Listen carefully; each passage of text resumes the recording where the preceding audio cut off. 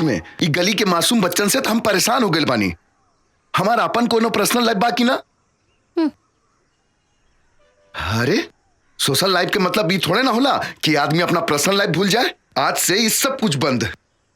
अब से हमारी जिंदगी में सिर्फ सुनंदा। ओए जा रुक जा, सच कहा तारा, आज से सब कुछ बंद। अब से सुनंदा एवं तोहार खातिर इंतजार ना करी है। बिल्कुल मत करिया, हम तोहरा के इंतजार करे के मौका ही ना दे। पक्का वादा करता नहीं। अब तू ही बतावा केहू अपना जिंदगी के, अपना खुशी के, अपना सच्चा प्यार के केहू इंतजार करवावे लगा। तोहार जिंदगी, प्यार, खुशी ई सब ऊ बेसहारा मासूम बच्चा बारे। हमार का, हम तो बटले बानी टाइम पास करे खातिर। ई कैसन बात करत तारू सुनंदा? तू अपना प्यार के इतना छोटा बना देबू हम कबू ना सोचले रहनी।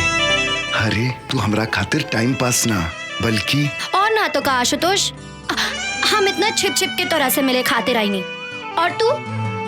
ठीक बा, आखिरी बार हमके माफ कर दा, सॉरी। लेकिन एक बात बतावा, ये लुक्का छिपी के खेल कब तक चली? सच कहीं तो प्यार में लुका छुपी के अलग है मजा हो खेला।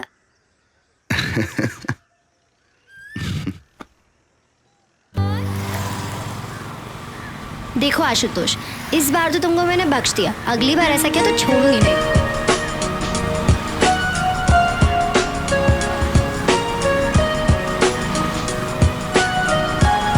बस बस बस बस।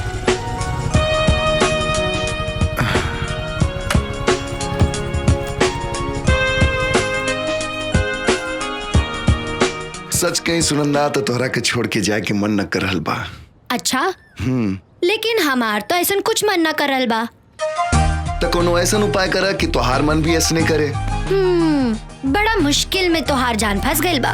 प्यार करे कि इतना बड़ा सजा, बेचारा। हमार जान निकल रहल बा, तोहरा के मजाक सूझ रहल बा। हटा। सच में चल जाए बा? हाँ। कबो ना मिलवा? ऐसा तो हम ना कहनी। हम तो बल्कि ये कह रहल बानी कि हर समय हर पल हम तोहरे साथ रहल चाहता नहीं। कब तक ही छुप छुपा के मिलल जाए? तब बतावा हम अपना अम्मा और बाबूजी के लेके तोहरा घरे कब आई? कोनो फायदा नहीं खे। काहे? घर में बड़ बहन के होते छोट बहन की शादी, समाज का कही। और सुरभि दीदी के शादी के चिंता लेकर हमारे बाबूजी बहुत चिंता में बाड़े। हैसन का परेशानी आ रहल बा तोहरा दीदी के शादी में? अब का बताई आशुतोष, केहू के दहेज चाहिए तो केहू के सुंदर लड़की। सच बताई तो इस संसार में संस्कार के तो कोनो कीमतें नहीं खे। स्कूल के एक मास्टर अपना दोनों बेटी के संस्कार के अलावा कुछ न दे सकेलन।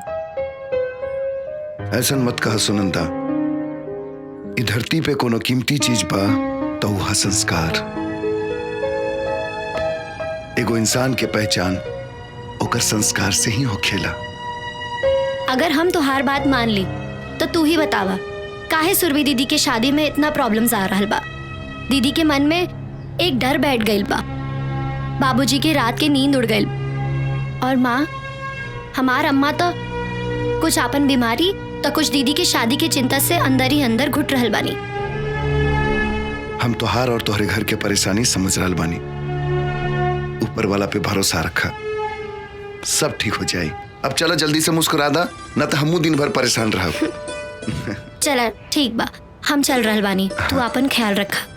ठीक बा, कल परीक्षा के बाद जरूर मिलिया। By by. बाय।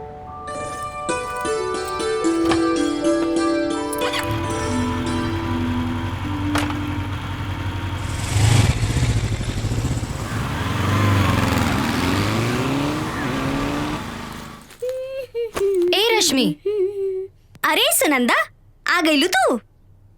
कब से हम तोहार राह देखत रहनी ना। ई सब का बा रश्मि? इतना लइकन के फोटो? हम तो आँख बंद करके अपन जीवन साथी ढूंढ रहल बानी। मतलब ई कि ई सब फोटो हमार होखे वाला जीवन साथी के बा। बस उंगली रख के हमके फाइनल करे के बा कि हम इनमें से केकरा के दुल्हन बनब। सच? बस उंगली रख के तोहार शादी फिक्स हो जाए? हाँ, काहे कि केकरा में हिम्मत बा कि हमरे भाई के बात के मना करे। अब ई लोग हमार किस्मत थोड़े ना डिसाइड करी हैं। हम बताए कि हम केकर दुल्हनिया बनब। अच्छा ये सब छोड़ा, ई बतावा कि एमे से केकरा किस्मत हमारे साथे खराब होके वाला बा, बतावा। वाह रश्मि, भाग्य हो तो तोहरा जैसन। हमहू भगवान से प्रार्थना करब कि अगले जन्म में हमहू के कोनो बाहुबली के बहन या बेटी बनाए के भेज। पगली।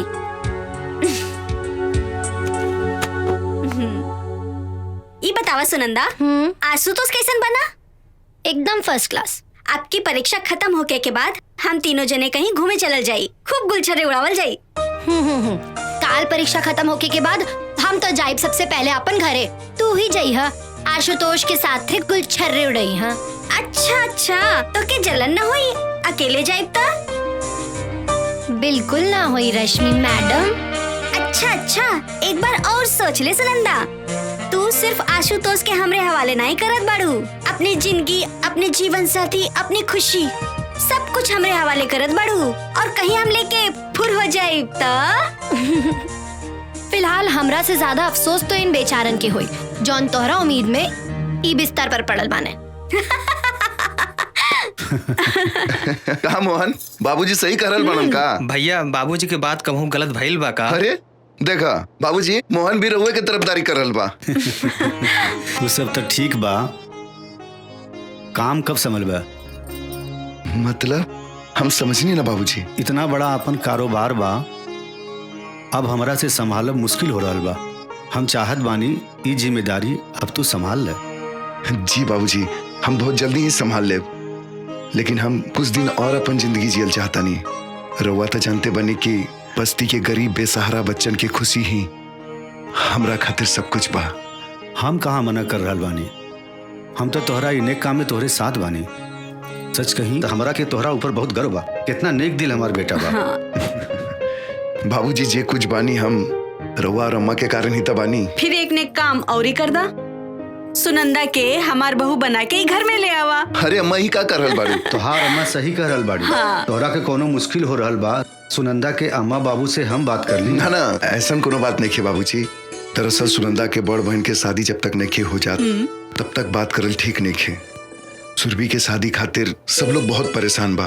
तो ठीक बा, जब तोहरा के अच्छा लगे तब तू बता दिहा, काहे से तोहरा खुशी में ही हमनी के खुशी बा। और हाँ, सुनंदा से कह दिया कि हम ओकरा के अपन बहू मान चुकल बानी। और हम अपन भाऊजी।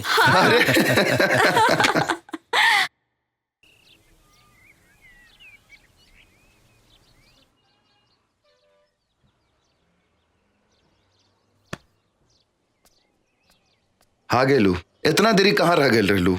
अरे ऊ जौन बस्ती में तू बच्चा लोगन की मदद करता, हाँ? वहाँ हम मिठाई बांट के आवतानी। अच्छा, तो हमार मुंह मीठा कैसे हुई?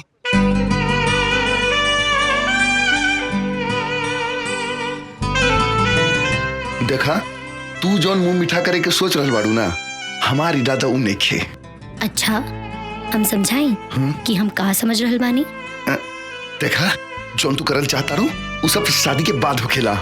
हाँ, हाँ। तो शादी से पहले का होखेला? सिर्फ मुंह मीठा। चला आवा, मुंह मीठा करा देता नहीं। अरे छोड़ बेशरम, एगो लड़की होके लेका के छड़े लू।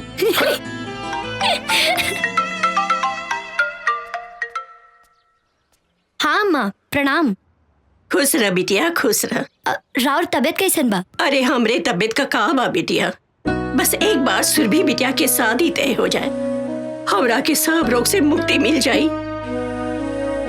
हमार सांस तो बस सुरभि की शादी तक। ना अम्मा, ऐसन मत कही। हम जाना तानी सुरभि दीदी के शादी की चिंता रवा के और बाबूजी के भीतर से तोड़ दिले बा।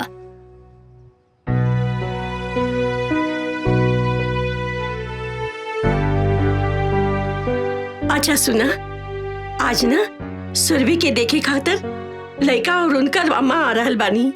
सच? हाँ बिटिया, बहुत ही अच्छा परिवार बा, बहुत बड़ खानदान बाटे उन लोगन का। बस भगवान से प्रार्थना करा कि सुरभि के ई रिश्ता तय हो जाए बिटिया। रवा चिंता ना करी अम्मा, देखी हाँ इस बार सब बढ़िया हुई।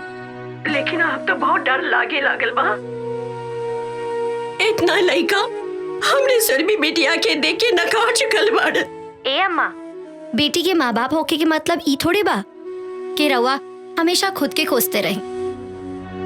पहले तो रोवल बंद करी, खुद के संभाली और स्वागत की तैयारी करी। हम शाम में फोन करब। ठीक बा बिटिया, ठीक बा।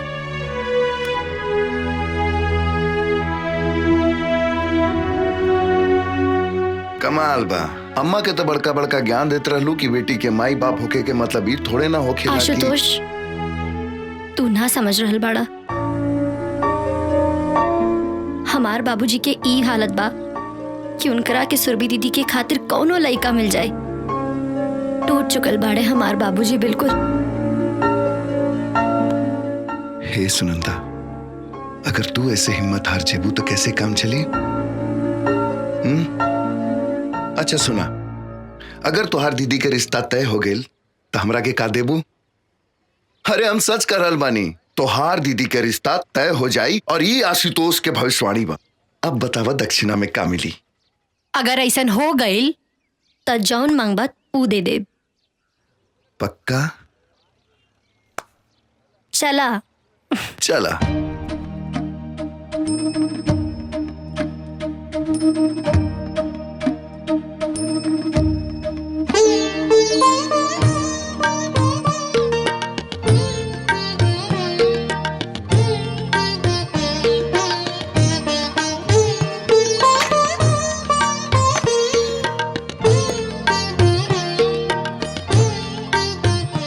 कौशल्या जी, हम अपने बेटियन के शिक्षा और संस्कार के अलावा कुछ नहीं दिले बने। एक स्कूल मास्टर एकरे अलावा और दे भी का सकेला। भाई साहब, शिक्षा और संस्कार सबसे बड़ा दौलत होखेला। हम तो सुरभि बिटिया के एक के नजर में देखते ही पसंद कर लेनी।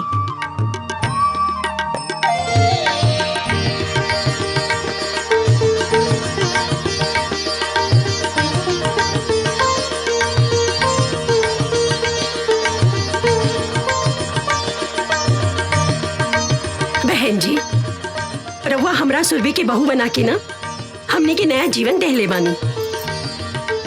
हमने के पास जवन कुछ बा सब प्रेम बेटा के ही बा। ना बहन जी, दहेज की बात ना करी। भगवान के दिहल हमरे पास सब कुछ बा। कमी बात है सुरभि जैसन बहू के। अब इनकरा के जल्दी जल्दी हमरे हवाले कर दी।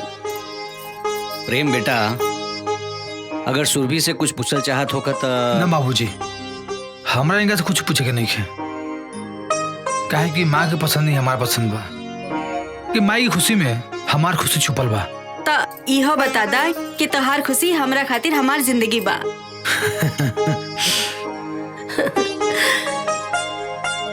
भाई साहब, प्रेम ही हमार सब कुछ बाड़े। हम इतना विश्वास दिला देता नहीं आपके कि सुरभि के हम बहू ना अपन बेटी बना के रखब, कोनो परेशानी ना होई। बहन जी, हमरा के पूरा विश्वास बा कि हमार सुरभि बिटिया रवा लोगन के कोनो तकलीफ ना होके दी है। अरे रवा लोग मुंह मीठा करी ना। मुंह मीठा करे के हक तो पहला लड़का और लड़की के बा। प्रेम बेटा, मुंह मीठा करावा सुरभि के। अरे वहाँ रुआ भी ना। अरे शर्मावा मत, जमाने के हिसाब से हम कुछ चेंज हो गई बानी। कराई मुंह मीठा कराई।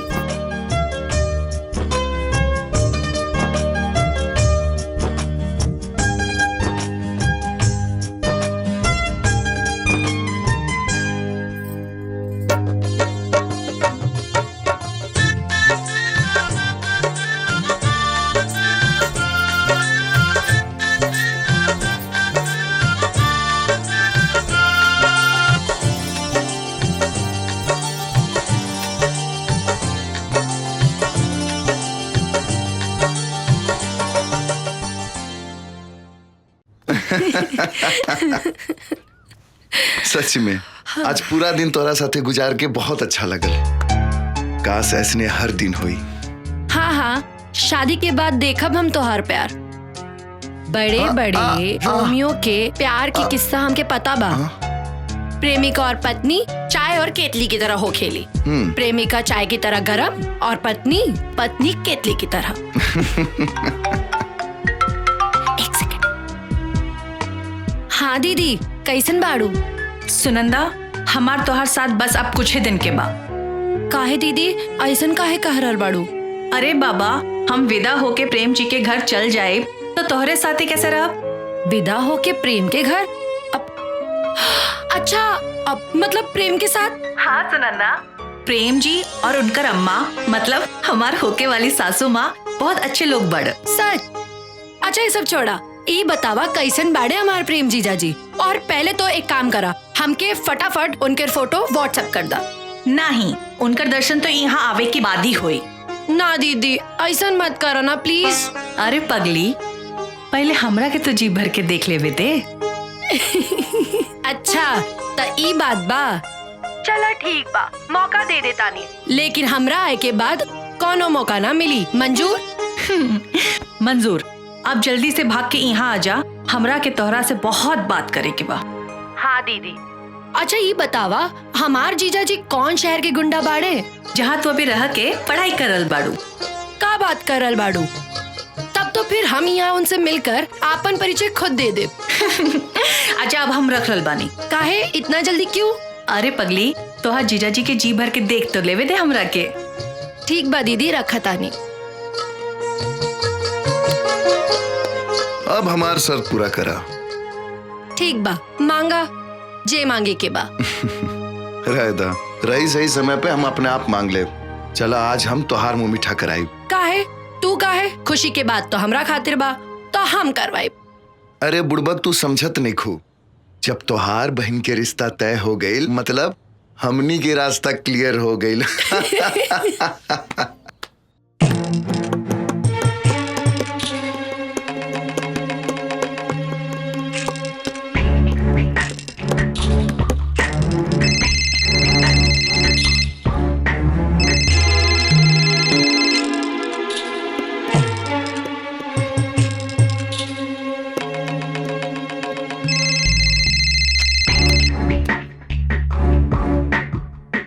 हेलो प्रेम बाबू, 10 लाख रुपया चाहिए। का? कौना बात की? तुहरे जान के कीमत के।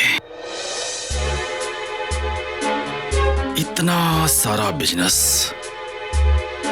इतना सारा कंपनी के मालिक, तुहरे खातिर तो 10 लाख तुहरे हाथ के मिलवा। बात तो तू सही कहला, लेकिन तुरा ऐसा आदमी के हम 10 लाख तो दूर, बल्कि 10 रुपया देवल पसंद ना करब। आइंदा फोन मत करिया। चलो फोन रखा।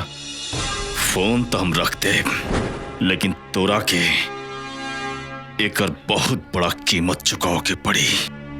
सुना, तू ऐसे भी पहले हमका फोन कर ले रहा, लेकिन का मिलल? हमारा फैसला आज भी वही बा।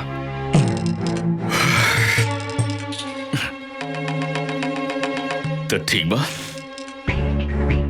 फोन हम काट देतनी और आगे समय पर ही छोड़तनी। प्रेम बाबू,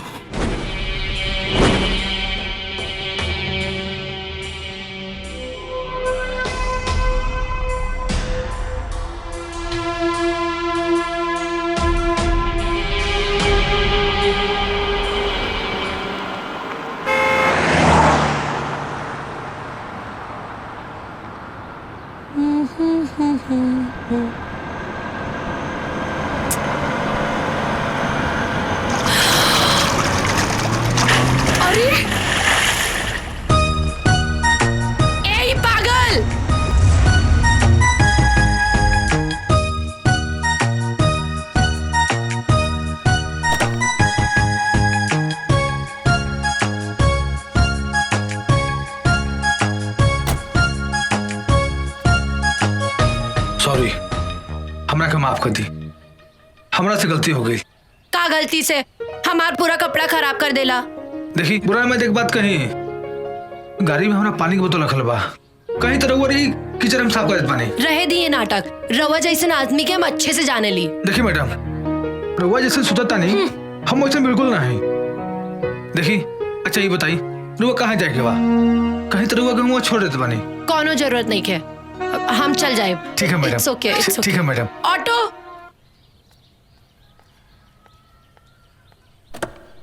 हमरा ऊपर देखा ना, पूरा कीचड़ उछाल देलस। का तो तू छोड़ दिलू काहे ओकरा के? हमके फोन करे के चाही ना। अरे हम छोड़नी कहाँ, उनकरा के हम इतना सुनौनी। हाँ। अरे उनकर तो सांस रुक गई रहे। बेचारा हमरा से पानी पूछलस, हम मना कर देनी। अच्छा फिर का कहलस हु? कही का हमरा आगे केहू के बोले की हिम्मत भइल बा आज तक? ना केहू के ना भइल। फिर का भइल? फिर का भइल, बेचारा माफी मांग मांग के जमीन में गड़ गई। तब जाके हमरा दिल के सुकून मिलल कि एगो मर्द तोरा सामने झुक गईल, ऐही से ना? फिर आगे का भइल? फिर आगे उ हमरा खातिर ऑटो मंगवाइलस और उ में बैठ के हम तोरा लगे आ गई नी। अच्छा फिर का हम तोरा साथे एजा बैठल बानी। ना सुनंदा, हमके तो कुछ गड़बड़ लग रहल बा। का गड़बड़? कि उ तोहार पीछा पहले से करत हुई, अब तोहरा ऊपर नजर रखले हुई। अच्छा? हाँ, अब मौका देखते ही तोहरा ऊपर कीचड़ उछाल देलस और उहे बहाने तोहरा से मुलाकात हो गई। और का और कर दिल तोहरा ऊपर आ गई। सचो? हाँ। तब तो हम जा रहल बानी। कहाँ? ओही जा खड़ा हो कब। एक काम मालूम, एक बार फिर वो नौजवान खूबसूरत लड़का आई, हमरा ऊपर कीचड़ उछाली और हमरा हाथ पकड़ के ले जाई। तो हमार का हुई?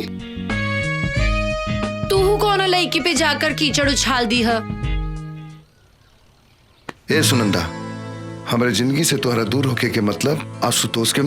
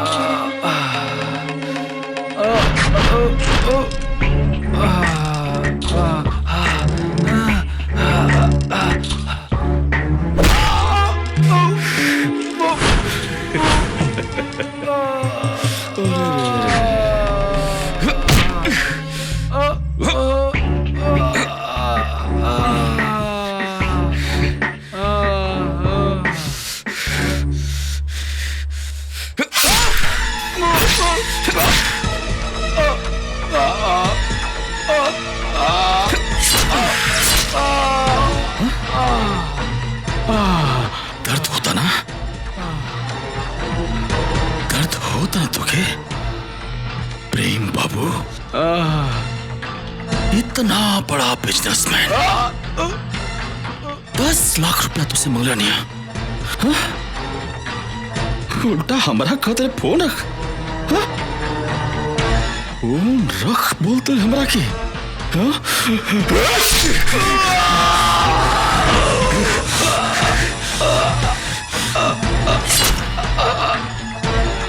देख कितना भारी पड़ल तुके, हमरा के फोन रखे की बोला। तुके कितना भारी पड़ल।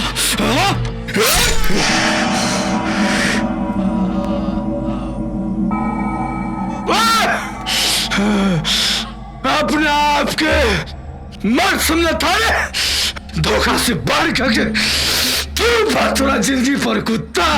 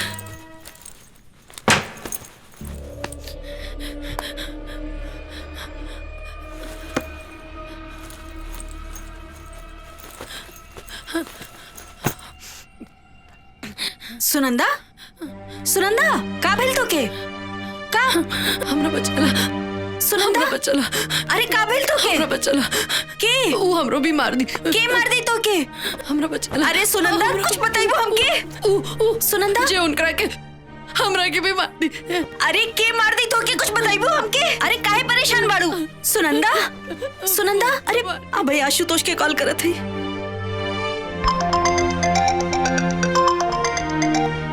हाँ रश्मि बोला। हेलो आशुतोष कहाँ बाड़ा तू जल्दी से आजा सुनंदा बहुत परेशान बाड़ी तू जल्दी से आवा अच्छा ठीक बात तू घबरा मत हम जल्दी आवत नहीं। सुनंदा सुनंदा सुनंदा का भेल तो के रश्मि बचाला हमरा के सुनंदा सुनंदा का भेल सुनंदा काहे घबरा रहल बाड़ू? हाँ का भेल बताबो। मार दी उजे सुबह हमरा पे कीचड़ फेंकलस कुछ कालस का हमरा आगे के सामने उनकर आके एक बदमाश मार देना और सबूत का मिटावे खातिर हमरो मार दी कुछ ना हो तोरा हम तोरा साथ बानी सुनंदा अपना आप के संभाला कुछ ना हुई कुछ ना हुई।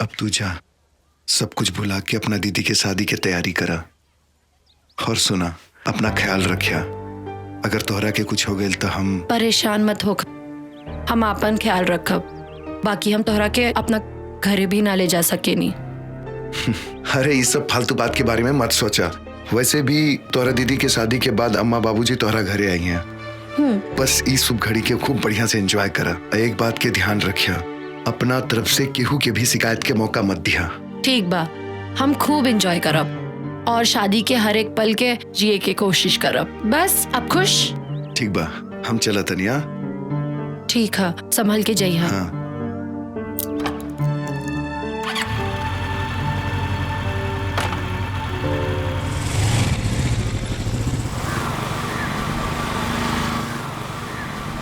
ठीक बा बाय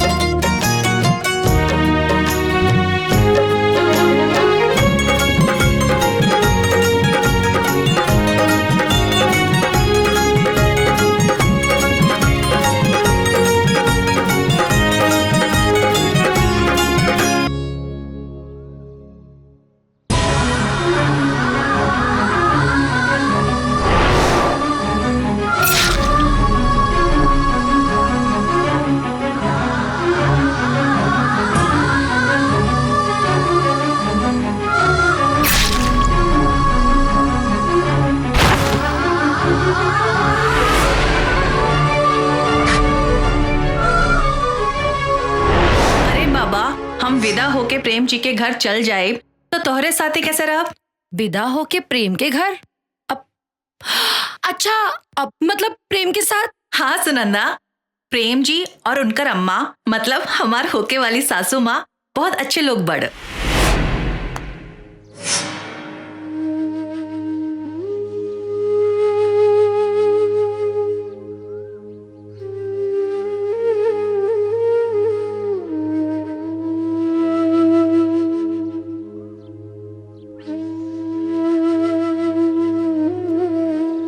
गईलू ना देख के?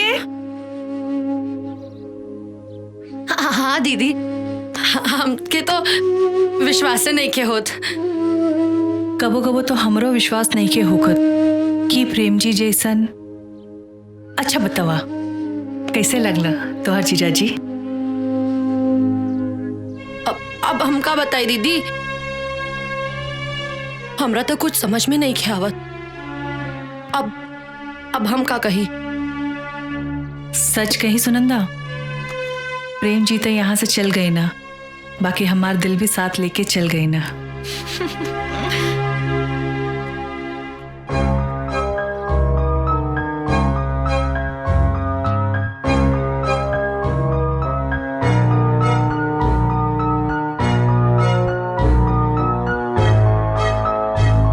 हे प्रभु, ई का हो गई?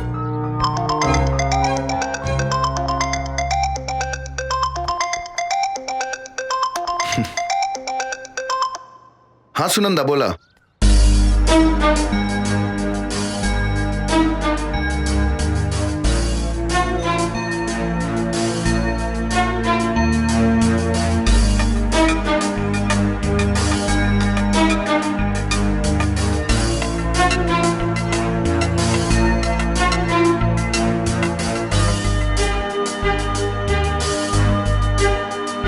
तो तू ये बात अपना दीदी के बतौलू हो कि ना?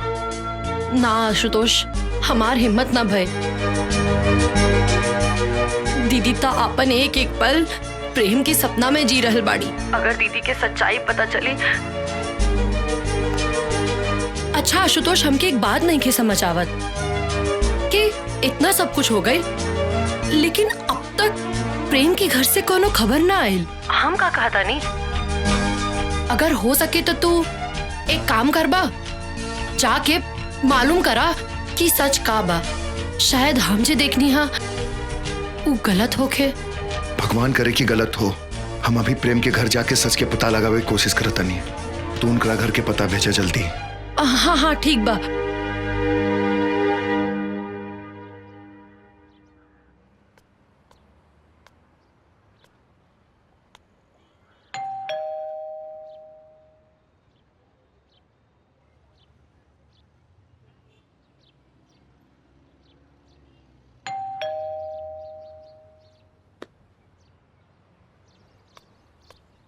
भाई एक मिनट। जी भैया। प्रेम बाबू के घर ये है ना? हाँ भैया, ये बा। तो घर में केहू नहीं खे का? ना भैया, घर में केहू नहीं खे। कहाँ गए सब लोग? प्रेम के परिवार में उनके अम्मा के सिवा दूसर केहू नहीं खे भैया। तो अम्मा जी कहाँ बनी? इकलौता बेटा के मौत के उनकरा के इतना गहरा सदमा भइल की बेचारी एक बिस्तर पर सिमट के रह गईली। हॉस्पिटल में जिंदगी और मौत के बीच लड़ रहल बानी।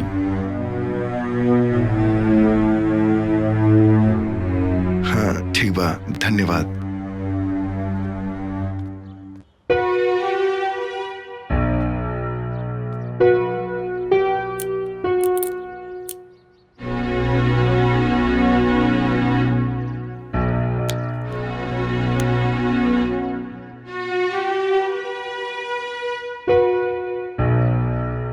हेलो सुनंदा। हेलो। हम प्रेम के घर गए रहनी।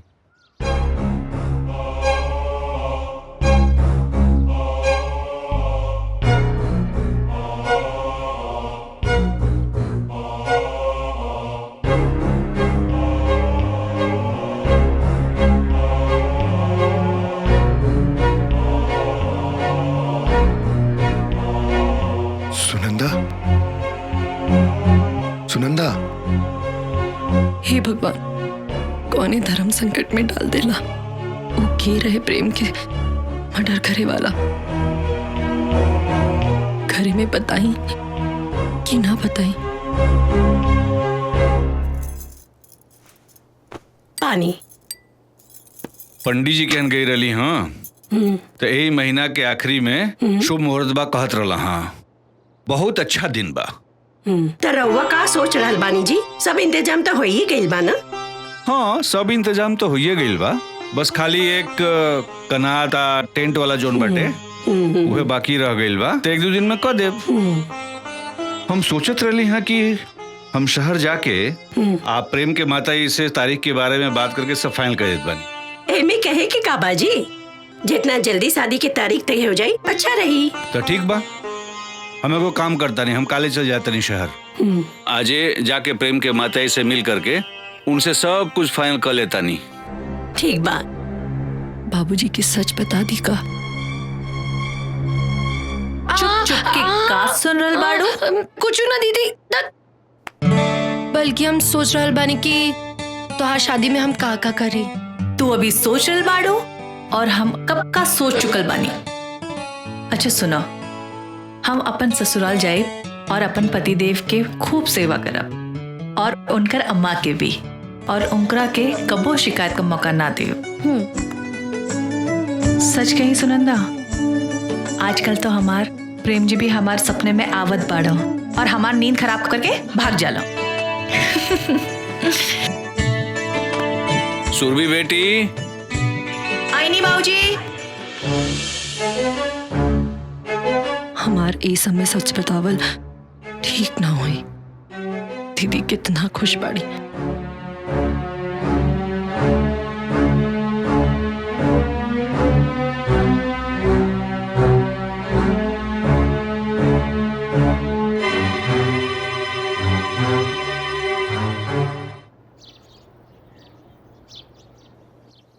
मालती, ए मालती, अरे तनी हम जाता नहीं प्रेम के हैं, तनी सब शादी के बात वात सब तनी तय करके आ जाए। लेकिन रउआ दही शक्कर खा के जाए। अच्छा दही खा के निकला शुभ होकेला। चला खा लेता नहीं।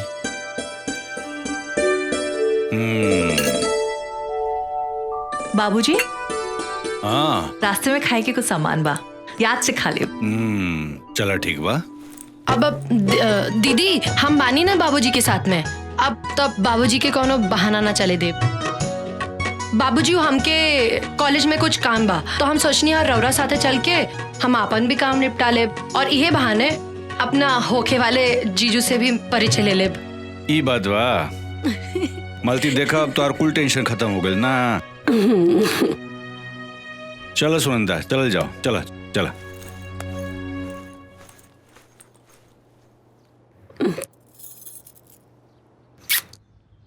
आशुतोष, हमार घर के बर्बाद होके से बचा ला। कल बाबूजी प्रेम के घर शादी फाइनल करे जात बाड़ा।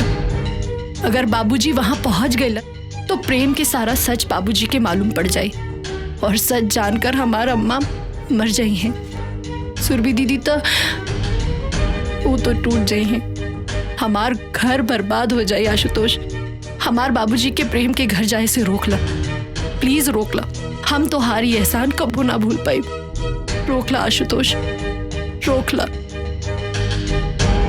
एक तरफ प्रेम के सच बा तो दूसरी तरफ सुनंदा के हमरा ऊपर विश्वास।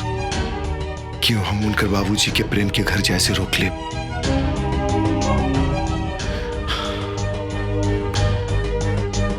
हम उनकर घर बर्बाद हुए से रोक ले, लेकिन कैसे? कैसे?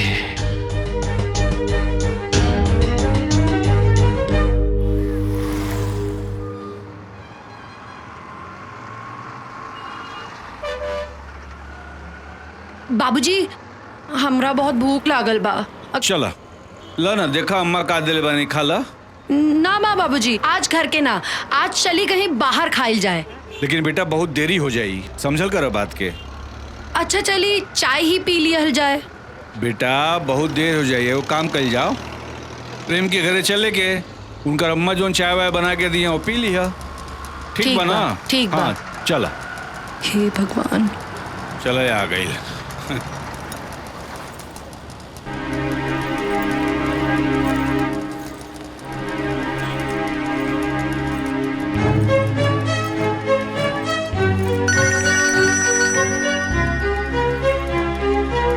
हेलो बाबूजी प्रणाम।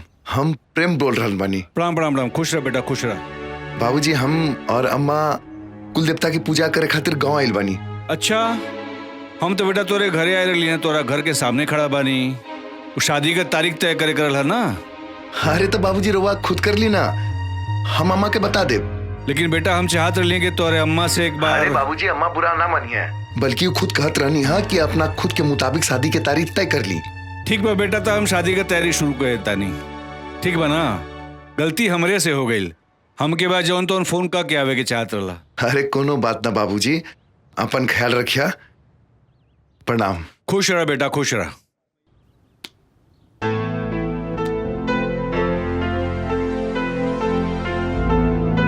का भइल बाबूजी? प्रेम और उनकर अम्मा जौन बा तौन कुल देवी का पूजा करे खातिर गाँव में गईला। अच्छा? हाँ, देखा तड़ू केहू के बगैर जौन बा तौन बंगला कितना सुना लगत बा। हाँ बाबूजी। आप प्रेम के शादी के बाद जौन बा तौन तारीख उहे तय कैला है जौन हम चाहत रहली हैं। ई तो बहुत बढ़िया बात बा बाबूजी। तो चलो ठीक बा, चलो चल जाओ। बाबूजी आप जाई, ऊ का बा ना कॉलेज के काम। अच्छा अच्छा, तो ऊ करके हम काल आ जाए। ठीक बा, ठीक बा बाबूजी। चलो भाई, चलो चलो। और हाँ बाबूजी, हाँ। याद से लंच कर लिया और मेडिसिन ले लिया। ठीक बा, ठीक बा, ठीक बा, ठीक। चलो चलो भाई, चलो चलो चलो बेटा। थैंक गॉड, बचा लिया।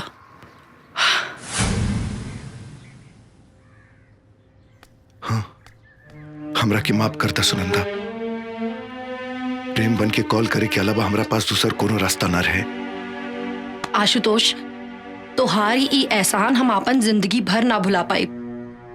आज तू हमरा घर के बर्बाद होके से बचा लीला। आज तो मामला संभल गई, लेकिन सोचा शादी के दिन का हुई, जब घर में ढोलक बाजी सहनाई बाजी, तब कैसे? हम ई सब ना जाना था नहीं, लेकिन हमके ई पता बा कि आज से, बल्कि अभी से तू प्रेम बन के। एक मिनट सुनंदा, प्रेम बन के का मतलब है तोहार? आशुतोष, जौन जैसे चल रहा बा ओके वैसे चले दा ना। अभी भी कुछ नहीं बिगड़ल। भलाई यह मबा कि हमनी सब केहू के सब कुछ सच सच बता दी। ना आशुतोष, अगर हम सबके सच बता दे तो हमार पूरा परिवार बिखर जाए। अभी भी कुछ नहीं बिगड़ल। सोचा शादी के दिन दुनिया समाज के सामने का हुई। हम कुछ नहीं के सुने के चाहत। अगर तू सच में हमरा से प्यार करेला तो जॉन हम जैसन कहा तनी वैसा करा, और जॉन जैसा चल रहा बा बस चले दा। ना, आज तो हम संभाल लेनी, लेकिन आगे हमरा से ही पाप ना होई। और एक बात कान खोलकर सुन ला, हमार सच्चा प्यार के इम्तिहान ये तरीका से लेवे के कोशिश मत करा।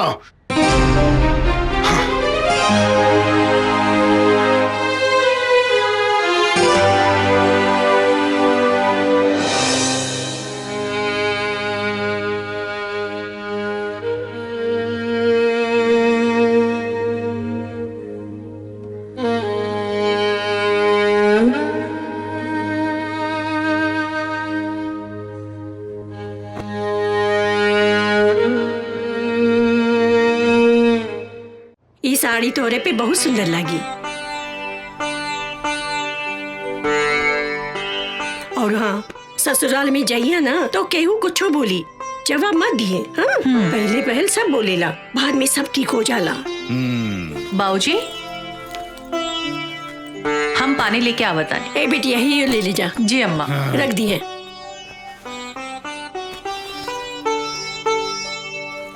हाँ जी। सच कहीं मालती, सुरभि हमार बहुत भाग्यशाली बा। इतना बढ़िया लड़का बहुत पुण्य से मिलेला। अच्छा, ऐसा का कह देली जमाई बाबूजी? अरे करिहा का, तारीख तय करे गई रही। हाँ तो का कहला के रोवे तय कर दी तारीख। हाँ। हाँ। अच्छा। हाँ। और ही का कहलन जमाई बाबू और संबंध जी? कहिया का तारीख तय हो गई। सुरभि का भइल बिटिया? कुछ नहीं अम्मा, आ रहल बानी। अच्छा और कुछ ना बोले नहीं है समधन जी? अरे समधन जी से मुलाकात हुई तब न कुछ कही। हाँ रवा जमाई बापू घरे गई तो रहली ना? बाबूजी पानी पी ले दा, सब कुछ इत्मीनान से हम बताओ तानी।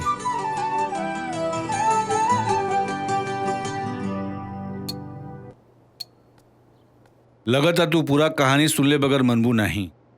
चला तोरा के पूरा कहानी हम सुनावत बानी।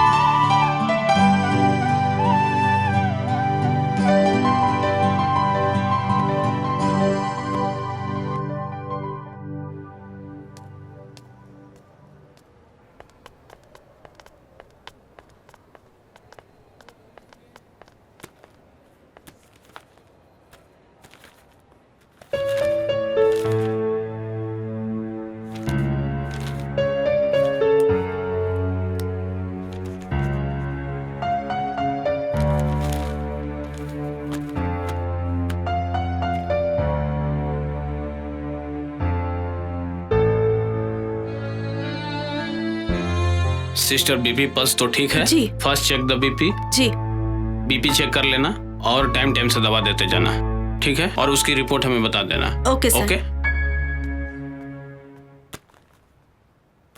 अभी रउआ की आराम करे की जरूरत बा। इकरा खातिर करी बेटी, मर गई होती तो ठीक रहुए। ऐसा ना कहीं बेटी, मोबाइल मिली का हमरा एगो बहुत जरूरी फोन करे के बा। चार्ज में लगैले बानी, लेके आवत बानी।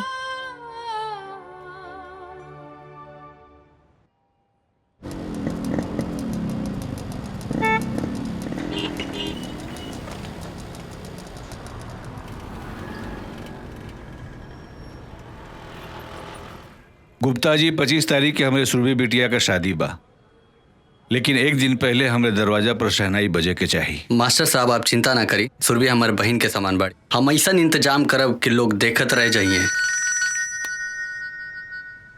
1 मिनट रुक जाए। हेलो कौशल्या बोला तानी। नमस्कार समधिन जी। कैसन समधिन? केकर समधिन? तहार मनहूस बेटी के कदम पड़ते ही हमार बेटा के खा गईली।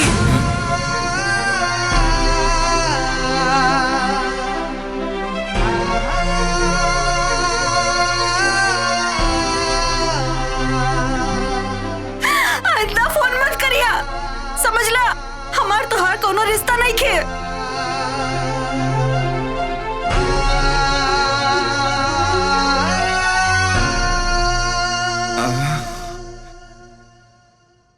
आई देखा ना कितना बढ़िया झुमका बन के आइल बा। तोरा दीदी के ऊपर अच्छा लगी? बहुत अच्छा लगी।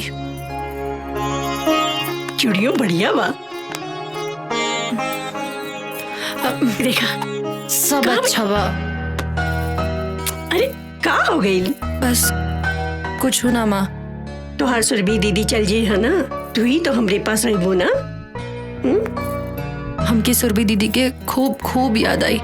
हाँ बेटा, हमू के आई। तू ही तो हमारा सब कुछ बाड़ू ना।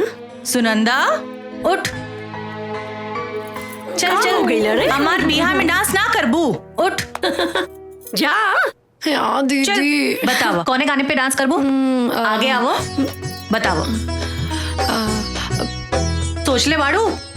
नहीं? अच्छा ठीक बा, कुछ भी करा। कुछ भी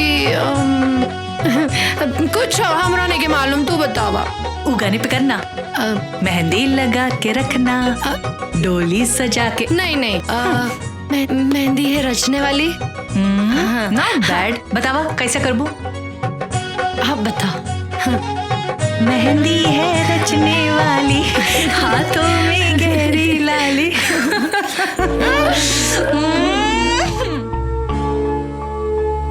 अरे नहीं नहीं, सुनंदा सुनंदा सुनंदा, रुक रुक रुक रुक। अरे अरे भगवान सुनंदा, अब तो चीचू काका करिए। बदतमीजी नहीं नहीं नहीं नहीं नहीं। अरे अरे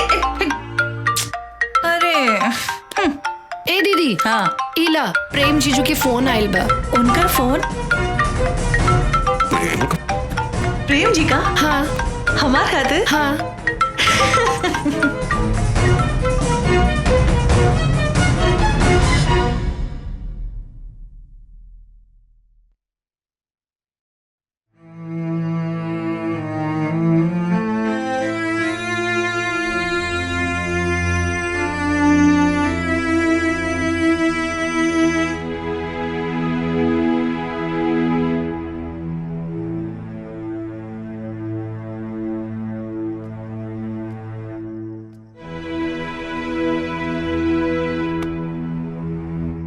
बाबूजी आप? हम तोरा से कुछ बात के चाहत रही। कहीं ना। का सच में प्रेम का फोन आए रहे? हाँ बाबूजी, काहे रवा के ऐसन काहे लग रहल बा कि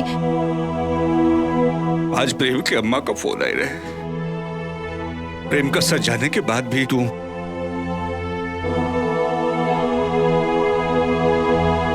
हमके माफ करती बाबूजी, लेकिन हम का करती? अम्मा की जिंदगी और दीदी की खुशी बचावे खातिर हम ही सब कहीं नहीं। हम तो हर परेशानी समझ सकीला बेटी, लेकिन प्रेम का सच जानला के बाद हम हो मझधार में फंस गए बानी। एक तरफ तोहरे माई के बीमारी, ओकरे बेटी के विदाई का सपना, दूसरी तरफ सुरभि का जिंदगी। प्रेम का सच जानला के बाद पता नहीं होकर ये सब कैसे हो गए बेटी। ए बाबूजी, रवाई कमजोर पड़ जाए तो अब हमने दोनों के मिल के अम्मा और दीदी के संभाली के पड़ी। वो तो सच में बेटी, लेकिन ब्याह में हम प्रेम कहां से लाए? अब ये सब बाबूजी ईश्वर पे छोड़ दी। उहे हमनी के मझधार में फसैले बाड़े, अब उही हमनी के पार भी लगई है। और जन प्रेम का फोन आई रहे बाबूजी, वो हमरे कहे पर आशुतोष प्रेम बन के कॉल कैले रहने। हम उनका से मिलल चाह बेटी। जी बाबूजी, जैसा ना कहें। ठीक बा।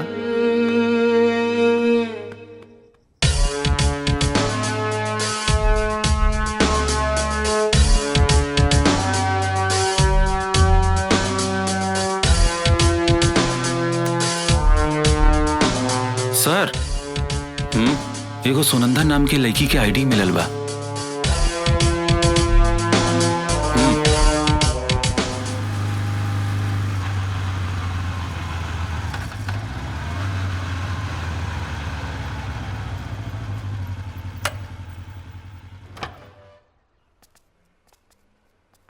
हाय आशुतोष, ये हमार बाबूजी। हाँ प्रणाम बाबूजी। खुश रहा बेटा, खुश रहा। तू प्रेम बन करके हमारा परिवार के बर्बाद होके से बचा लेला, लेकिन एकरा आगे का हुई? बाबूजी, हम जॉन कहनी सुनंदा के खुशी खातिर कहनी। हमरा पता बा जे कुछ भी हो रहा बा वो ठीक नहीं हो रहा बा। हम तो हम लोगन के एहसानमंद बनी बेटा। तो हम लोगन अपन खुशी के दाव पर लगाकर मालती और सुरभि के खुशी देवे के कोशिश करत बड़ा। एक बाप अपना एक बेटी का खुशी छीन करके दूसरा बेटी के कैसे। लेकिन बाबूजी,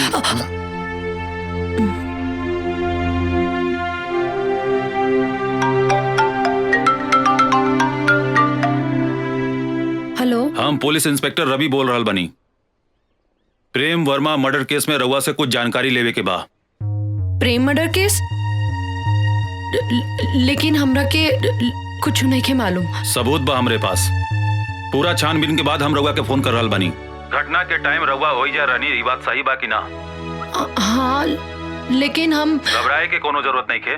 हम कहनी ना, पूरा छानबीन करे के बाद हम रउआ के फोन कईनी। बस हमरा के कातिल के बारे में रउआ से कुछ जानकारी लेवे के बा। अगर रउआ यहाँ आ जाए तो ठीक बा, न तो हमरा के राउर घरे आवे के पड़ी। ना ना, हम आ जाए। ठीक बा। बाबूजी, हाँ, एकरा से पहले कि पुलिस यहाँ आ जाए और सब सबके सामने आ जाए, हमरा के जाए के पड़ी पुलिस स्टेशन। लेकिन बेटा बाबूजी रउआ तनिको चिंता ना करी, हम बानी इनकरा साथे, इनकरा के कुछ ना होई। सुनंदा तू चला। हाँ आओ। बाय पापा।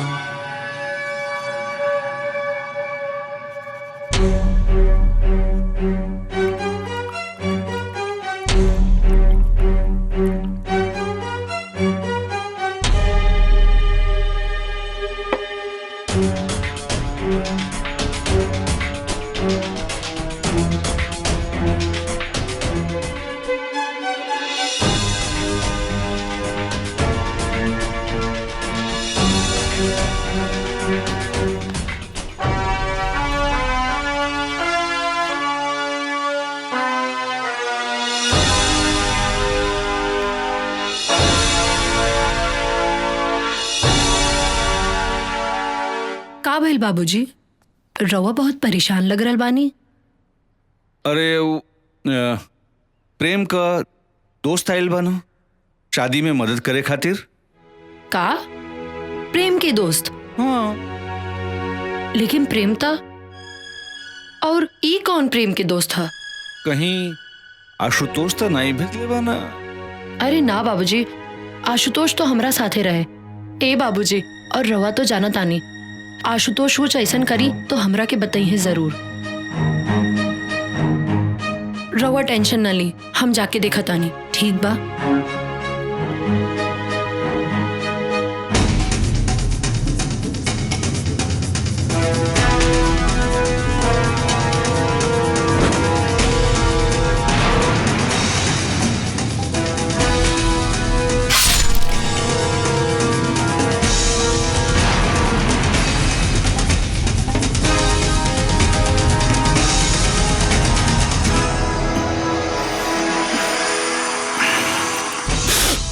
तू आ गलू, बड़ा सही टाइम पाइल वालू।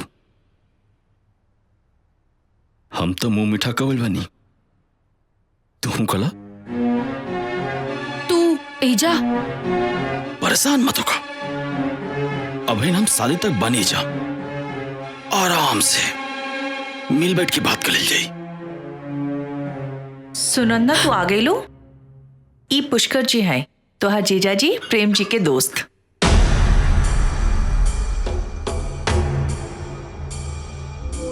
तोहार जीजा जी इंकरा के स्पेशली हमनी के मदद करने खातिर भेजले बाना।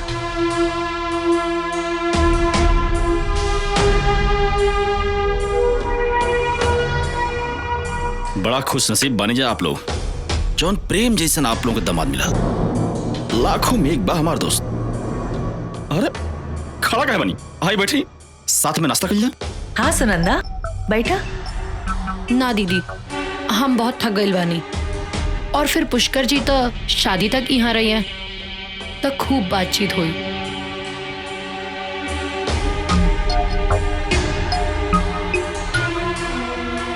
ले ही जी।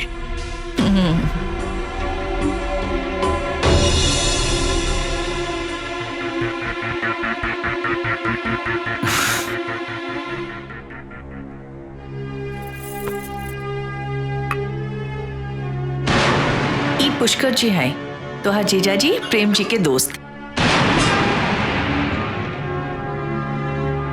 अरे सुनंदा बिटिया, पुष्कर जी से का बात भइल है? हाँ माँ, खूब बात भइल।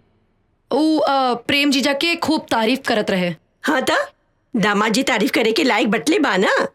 आज के जमाना में इतना सुंदर केहू होला का? सही कह रहल बालू मलती, लेकिन तहीं जा कर के उनका के चाय वाय हाल चाल पूछ ले तू। देखा जमात एक भी नाराज हो जाए चली, लेकिन दमाद का दोस्त नाराज नहीं होके के चाहिए। ई कुल तो रुआ के ध्यान रखे के चाहिए, कहीं कुछ ऊंच नीच हो गई तो खाए पिए का ध्यान तोहरा न रखे के चाहिए, हम ही कुल का ध्यान रखब।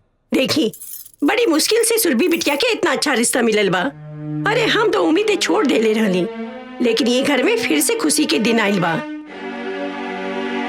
अब हम कौनो सब कुछ तो हम ही करीला ना, फिर भी तू ही ध्यान रखा तो ठीक बा, हम ही कुल ध्यान रखब।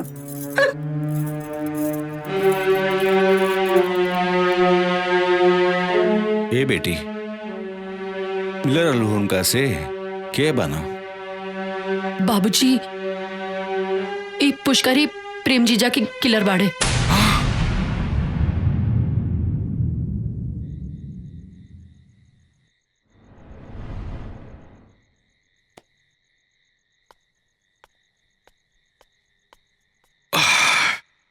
अकेले कहाँ बैठे बालू?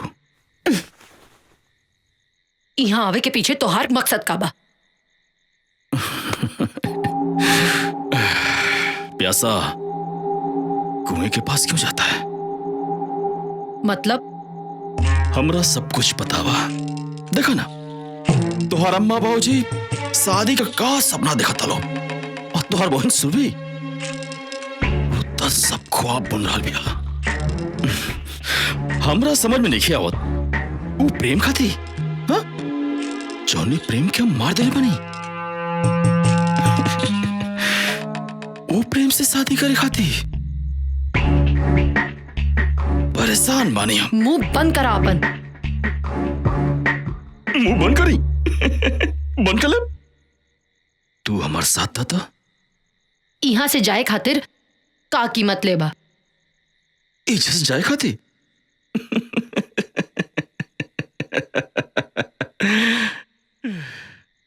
बड़ा सोच समझ के आयल बनी हम। जब तू पुलिस स्टेशन में हमारे खिलाफ कंप्लेंट के लिए बोला, वो पुलिस से बची खाती। ऐसे बढ़िया जगह तो हमरा की कहीं और ना मिली। अच्छा ये बतावा, प्रेम की काहे मार दिला? बस 10 लाख रुपए खाते। कई बार मांगनी उसे, ना बोलरस।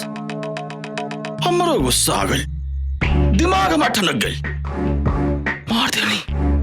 मार देनी बहुत आसान बाना। जाना तारा, एक प्रेम की मौत से कितना घर, कितनी जिंदगी दांव पे लग गई बा। इस सब से हमरा कोनो मतलब नहीं है। और हाँ, हमरे जैसे आदमी के इस शोभा भी ना दिला।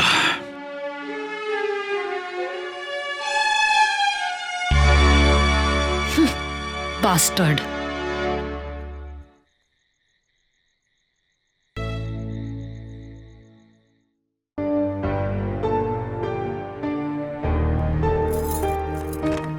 प्रणाम पप्पा जी, प्रणाम बुआ जी। प्रणाम। सुनंदा, हमनी के पहचान लो ना? तू सुरभि बाड़ू ना? कैसे पहचान तू लोग? देखा बुआ जी भी हमनी के नहीं पहचाना का बुआ जी? अरे ये रवि हुआ, रवि। आई हुआ प्रशांत। अब तो हर उम्र होखे लगल बा, अब बुढ़ापा आ गइल बा, सब कुछ भुला जाता लू। हाँ? इनकर परिचय? ई पुष्कर हुआ, दामाद जी का दोस्त। यहाँ आयल बा ना हमनी के शादी विवाह में मदद करे खातिर। अच्छा, ये तो बड़ी खुशी के बात बा। घर के दामाद वालों के बारे में इतना सोच रहल बा। बुआ जी, ऐसा दामाद तो बड़ा किस्मत से मिलेला। सच कहा दाल बचवा, हमार सुरभि बेटवा बहुत भाग्यशाली बानी। इतना अच्छा दामाद हम आज तक नहीं खे देख ले। अरे दहेज में 1 रुपया नहीं खे मांगले बाड़न।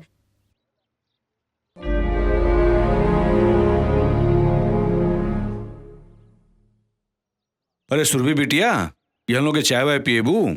हैं? जा तन चाय वाय लेकर के आवा। जी बाबूजी। खाली चाय से काम ना चली, अरे कुछ नाश्ता वास्ता भी बना देल जाए। हाँ बुआ जी, बहुत कस के भूख लागल बा। ठीक बा बचवा, तू लोग जा बेटा, हमने की कुल बना के लेके आओ तनी जा। चलो बेटा। जी बढ़िया बनाई है।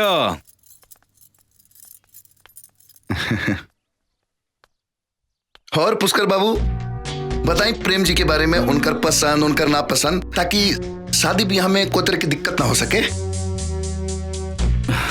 रउआ लो आई गल बनी तो जल्दी का बा, आप लोग चाय पानी पी, हम आओ तनी।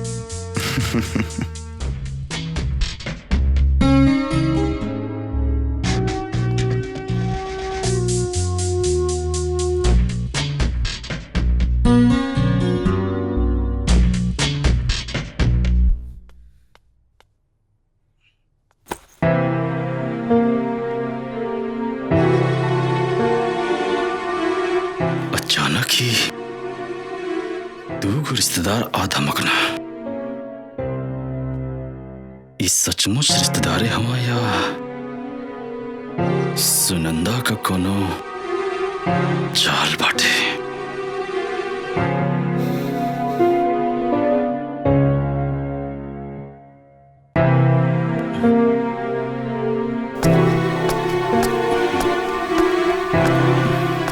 पुष्कर जी,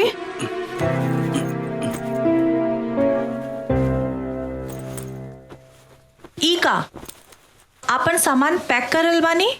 सुरभि हम जाता नहीं, तोहरे यहाँ रिश्तेदार लोग आइल बाटे, यही से हमार रहल यहाँ ठीक नहीं है। अरे नहीं, प्रेम जी स्पेशली रउआ के ई काम खातिर भेजले बानी ना। सुरभि तू टेंशन मतलब, प्रेम के हम समझा ले, और अब यहाँ हमार रुकल ठीक नहीं है। कोनो बात जरूर बा, केहू कुछ कहलस का? अरे नहीं नहीं, केहू कुछ ना कहा, लेकिन हम नहीं चाहत कि हमारे वजह से कोनो समस्या होके। कुछ ना होई, हमरा के बताई। सुनंदा ई नहीं चाहत कि हम यहाँ रहें। सुनंदा, सुनंदा। हाँ दीदी आई। पुष्कर जी के का कहलू?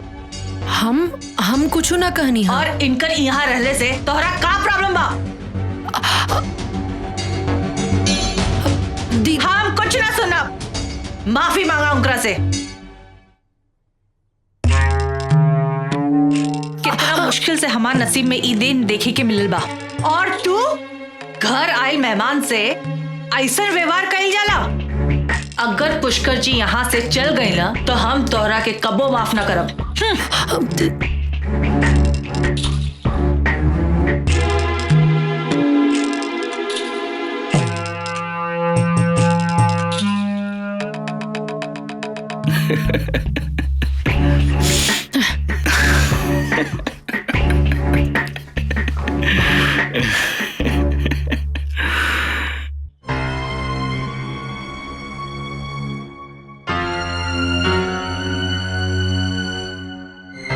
इंस्पेक्टर साहब, हमरा सुरभि या सुनंदा के जिंदगी खतरा में बा।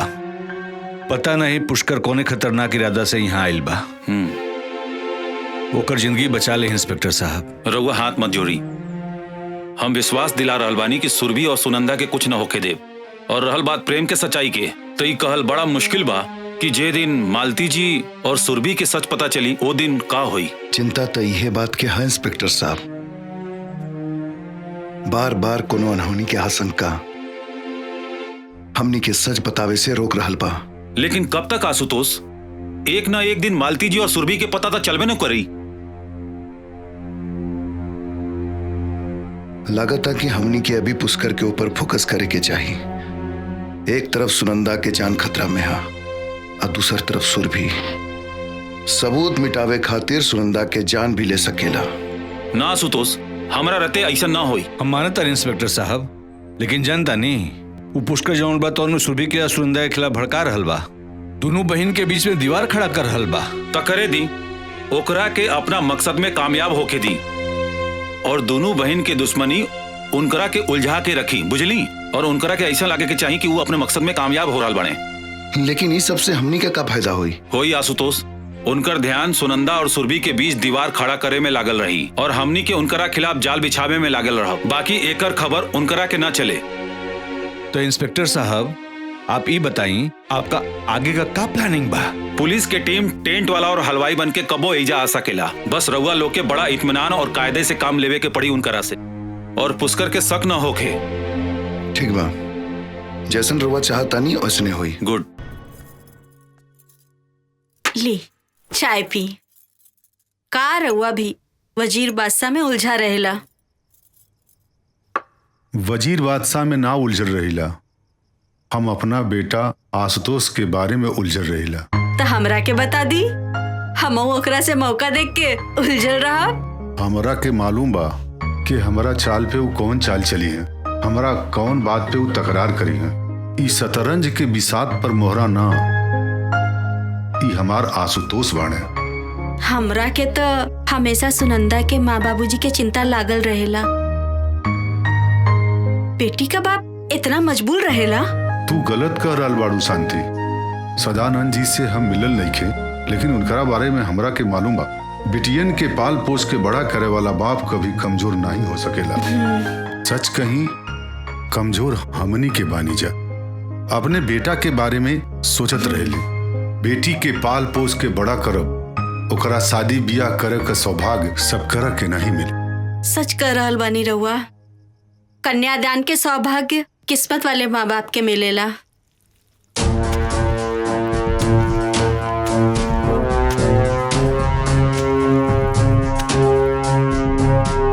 हेन्ने आओ, उठाओ उठा को अंदर डालो।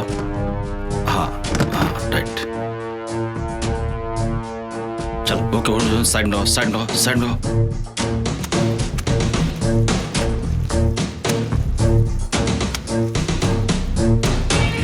हाँ ऊपर ऊपर बनाओ के मजबूत करो।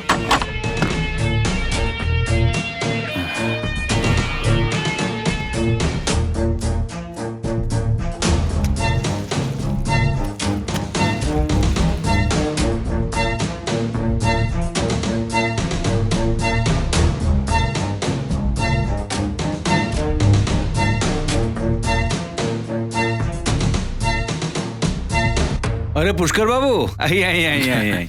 पुष्कर बाबू आप आ गए भाई, तो सामान का खाना वाना का लिस्ट बना देती तो बहुत बढ़िया रहत। अरे काय ना बाबूजी, बिल्कुल एकदम। ई बाबूजी रवि ना? आप अपन नाव का बतलो नहीं? प्रशांत। प्रशांत प्रशांत बाबूजी, ई लो मेहमान बाटे, इनका भी ध्यान रखल जरूरी बना। और अचानक आइल बोलो बाबूजी, तो इनके बारे में सोचल हमने के फर्ज बनता ना। ज्यादा मत सोची पुष्कर बाबू, रउआ लइका लोग के तरफ से बानी, ऐसे पहले हक राउर बा। प्रशांत बाबू ज्यादा हक के बात मत करी, हक के बात कब ना महंगा पड़ी आप लोगों के। और रहल बात लिस्ट का, आज रात में बना दे और कल सुबह आप लोग दे दे। आप लोग कोनो प्रॉब्लम ना होगे तो।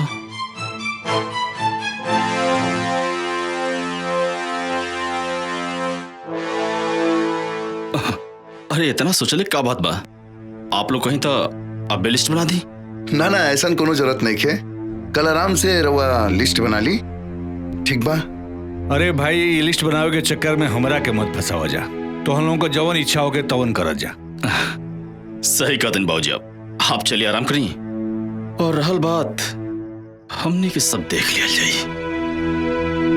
आई चलिए। ठीक बा, अच्छा चलो तन। हमरा कुछ गड़बड़ लग रहा बा। पुष्कर के ऊपर नजर रखा, ओकरा दिमाग में कुछ तो चल रहा बा। आशुतोष, तू ओकर चिंता मत करा। फिर भी आज की रात पुष्कर खातिर इम्तिहान की रात हुई, और हमनी के खातिर भी।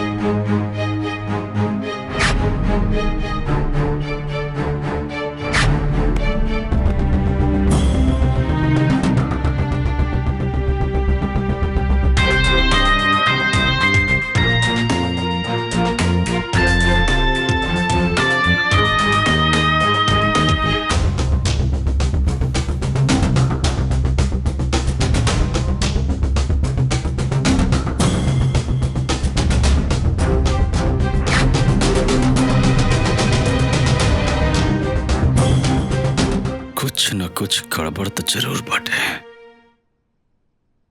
जौन सुनंदा और प्रशांत एक दूसरे के पहचाने से इनकार करते रहा सा, अब चोरी चोरी चुपके चुपके बात करता सा।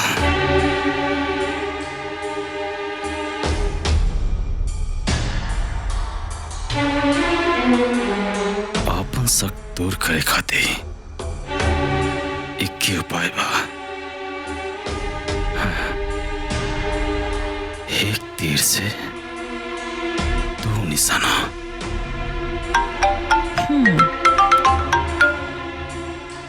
हेलो। आप? हाँ सुरभि, हम पुष्कर बोलते नहीं। जी पुष्कर जी बोली। अरे जौन आपका प्रेम बा ना, वो आपसे मिले आइल बा। का प्रेम यहाँ हमरा से मिले आए बानी? अरे वो बड़ा नासमझ बा प्रेम, हम समझो नहीं हो। कहा जाने कौन जादू आप कर दिले बानी। जादू तो वो हमरा ऊपर कर दिले बाना। देखा ना कमाले बा, यहाँ तू बेकरार बालू और वहां ऊ ससुरा बेकरार बा। सॉरी, तोहरे प्रेम के हम ससुरा कहनिया तो के बुरा तो ना लागल है ना? ससुरा कहे के हक रहुआ के बा, लेकिन हमार तय काम करा, तू फटाक से जा, चल के उससे मिलके खुदे बात कर लिया। कहवा? वह मंदिर के पीछे। इतना रात में? अरे हम समझाओ नहीं होकर के, लेकिन जान तू क्या था, हम इतना दूर से सुरभि से मिले आ सके नहीं रात में, और सुरभि हमसे मिले ना आ सकेली। तू तो जानता लो, ओकर विश्वास कहीं टूट गए तब कुछ भी हो सकेला। ना ना ऐसा ना कही, हम चले खाते तैयार बानी, लेकिन घर के लोग पूछी तो हम का कहब? सच में आप एकदम भोली भाली बानी। अच्छा एक बात बताई, आधी रात में प्यार मोहब्बत की बात कर खाती कि वो अपने घर वालों के बता के भला जला। अरे एक काम करी, चुपचाप आप घर से निकले और रास्ता में हम आपसे मिलब।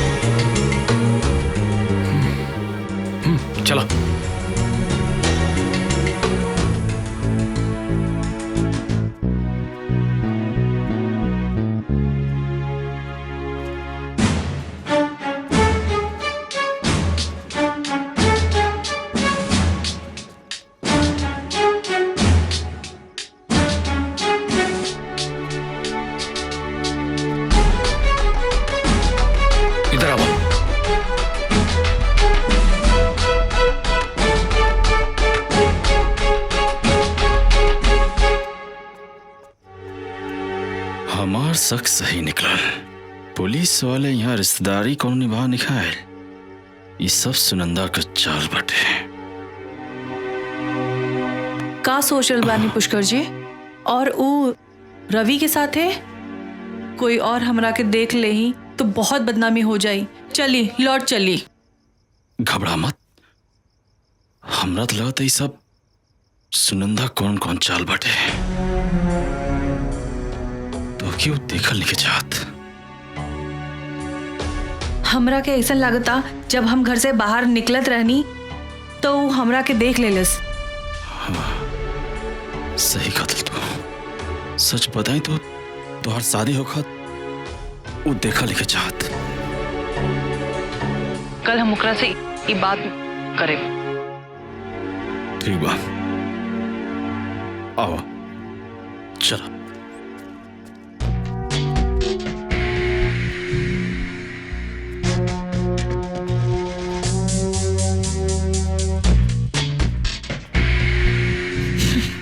हमरा लग रहा बा कि रउआ गलत जगह लेकर आई बानी।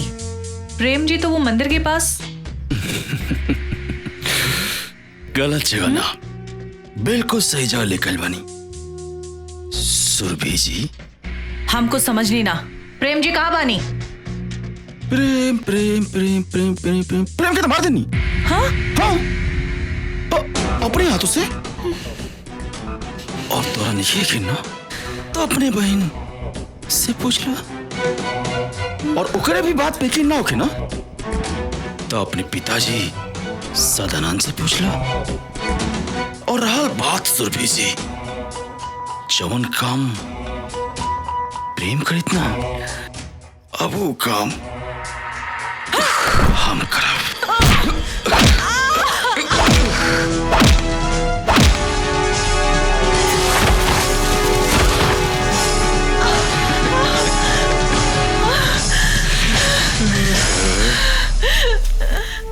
कहाँ भाग के जेबू सुरभि?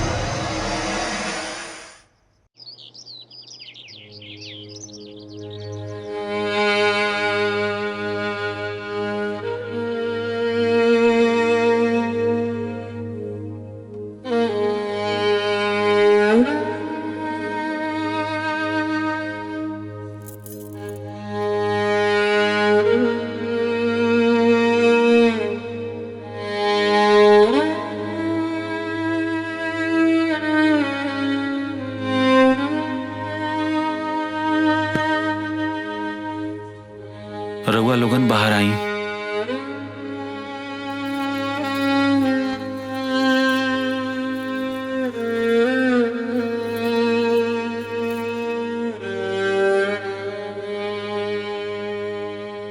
सुरभि के कोनो बात के सदमा लगल बा। सदमा? कौना बात की सदमा डॉक्टर साहब? अरे उनका शादी होके वाला बा और ये बात के तो रउआ लोगन के पता लगावे के पड़ी। उनकरा के दवाई से ज्यादा रउआ लोगन के प्यार और दुआ की जरूरत बा। उनकर ध्यान रखिए आप लोगिन। चलो तनी प्रणाम प्रणाम। ए जी अचानक ऐसा कहाँ हो गई? और पुष्कर बाबू देखा ही नहीं खदे, कहाँ पड़े? सच्चाई रउआ के हम बतावता नहीं। अब ना रोके लोगन। मालती जी के सच जानल बहुत जरूरी बा। पुष्कर राउर दमाद प्रेम के दोस्त ना, उनकर कातिल बा।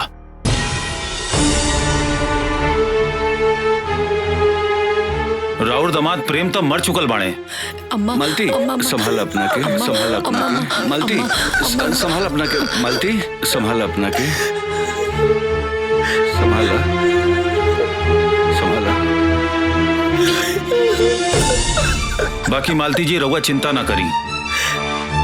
अगर रउआ लोग चाहो तो सुरभि के शादी जरूर होई। हम करब सुरभि से शादी।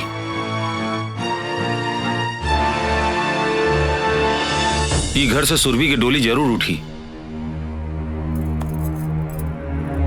बाकी फैसला रउआ लोगन के ऊपर बा।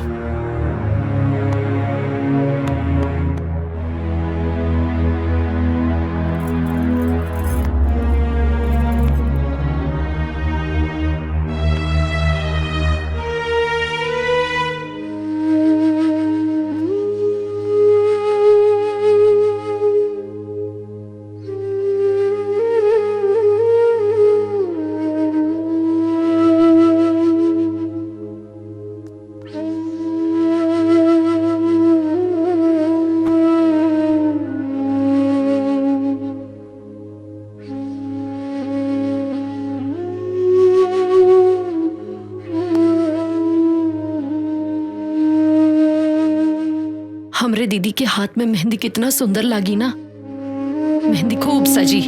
वो दिन तो हम खूब नाचब।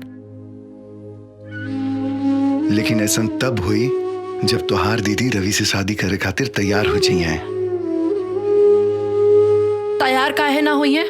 अरे दरोगा जैसा पति सबके नसीब में थोड़ी ना होला। और वैसे भी रवि और सुरभि दीदी की जोड़ी खूब सजी है ना आशुतोष? बिल्कुल खूब सजी। लेकिन तब जब सुरभि चाहिए। कुछ बोला ना दीदी। हम समझा तानी कि रवा प्रेम के अपना दिलो दिमाग में बसा चुकल बानी, लेकिन इस सच्चाई बा कि प्रेम अब इस दुनिया में नहीं खे और होनी के टाल सकेला। बोला ना दीदी। रवि एगो अच्छा लड़का बा सुरभि। कम से कम अपना अम्मा बाबूजी के बारे में सोचा। रवि के स्वीकार करला, इहे में घर के भलाई है। तू लोग जा यहाँ से।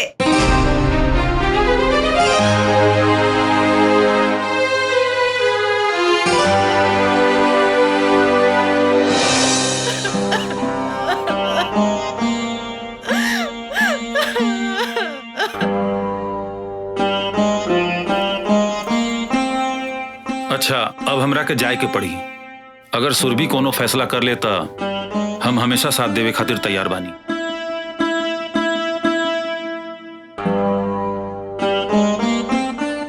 बेटा तुम्हारी एहसान हम जिंदगी भर ना भूल पाए। अरे ना बाबूजी, रउआ ऐसा मत बोली। जिंदगी के कुछ फैसला तो ऊपर वाला ही करेला। लेकिन बेटा, हमरा सुरभि के डोली जरूर विदा हुई। अगर सुरभि, अच्छा हम चलत बानी।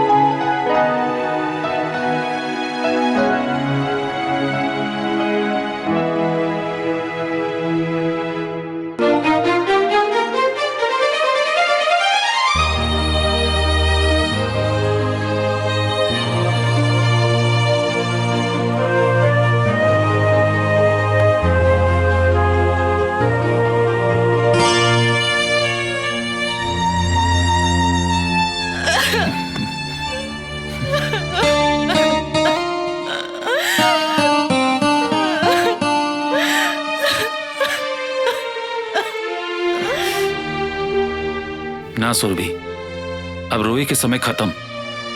मत रोआ।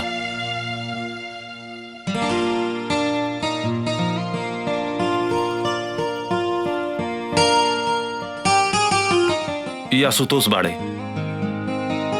अरे सुनंदा के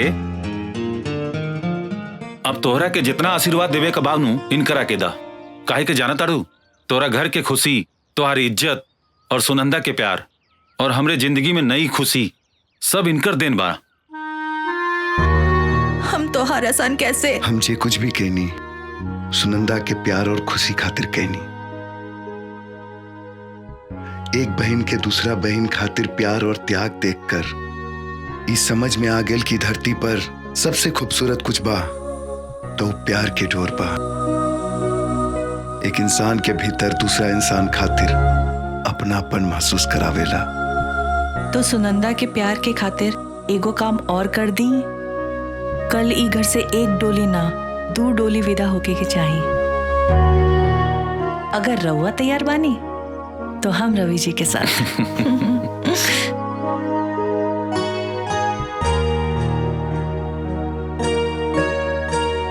अरे मान जा आशुतोष, तोहरे साथे हमरो कल्याण हो जाई। का करी सोचब का सोचबू।